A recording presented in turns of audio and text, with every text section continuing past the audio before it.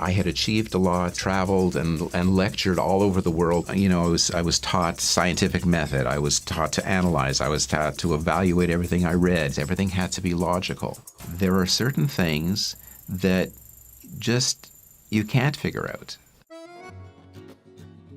I was born in Montreal into a Jewish family. My grandparents had immigrated from Russia. My dad was in the Canadian Air Force, and he was with the Canadian and British forces when they liberated Bergen-Belsen. I identified very, very strongly with being Jewish, but not religious. I did have a bar mitzvah, went through the public school system in Montreal, went to McGill University, and then, as any Jewish mother would want, became a doctor. Established a practice, taught, and I lived there very comfortably for, very successfully for a long time, expecting nothing more than to stay there for the rest of my life, until things really started to turn sour in Quebec, and with anti-Semitism and other things that were going on. My grandfather, my mother's father, nicest man, kind heart, he had walked into the post office, he needed to mail a letter, and they refused to speak to him. I remember him in our kitchen in tears. It just didn't sit well with me. I decided that's not where I wanted to live, not where I wanted to raise a family. Picked up, left Montreal, and ended up in the Bible Belt in Texas.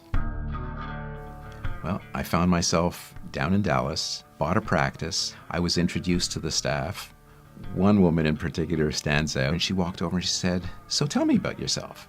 I was very wrapped up in myself at that time. I had achieved a lot, traveled and lectured all over the world. Religion really wasn't part of my life. I wasn't used to people basing their lives on religion. I wasn't used to people with spiritual backgrounds, and that was her. There was something about her. There was a peace, there was a solidity, something that she had in her that I didn't have.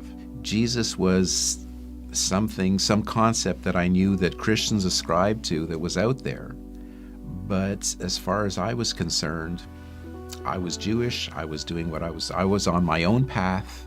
The more she told me about Jesus, about God, the more I started to understand that this is something that I probably needed. Setting up a new life in a strange city at that stage in my life was a major challenge. And I was fearful, and I was apprehensive, and there were a lot of things that I was struggling with in trying to get myself established. And yet there was this rock that she stood firmly on, and it was something that I really felt that I needed as well. And at one point she actually asked me, she says, "Don't you think you should give God credit for some of the things that you've accomplished?"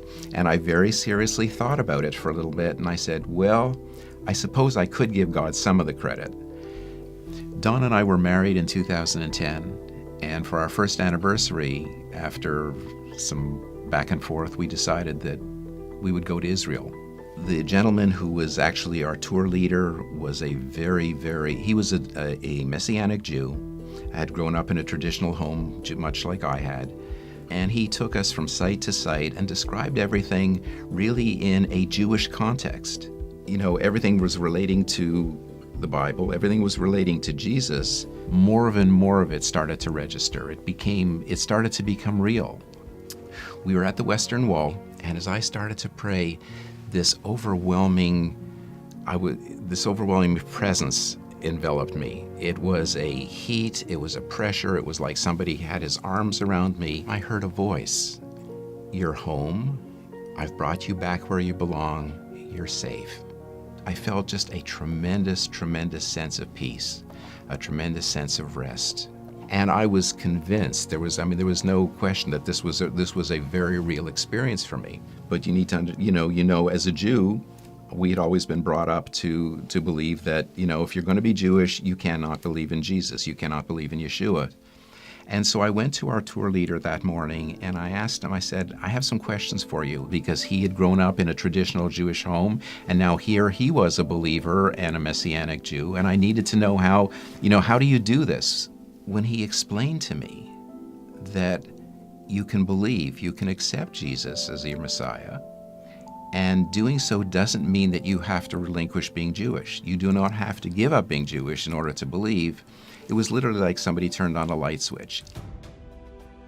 On that Friday night, which happened to have been the first night of Purim, of all the places to be saved, I mean, if you wrote a script for that, I can't think of any better place that I would like to have been. I accepted Yeshua. I accepted Jesus as my Messiah. I looked at Donna and say, like, I've got it too. I'm standing on that same rock that she was standing on. So it's not just the two of us. It's the two of us in Yeshua as well.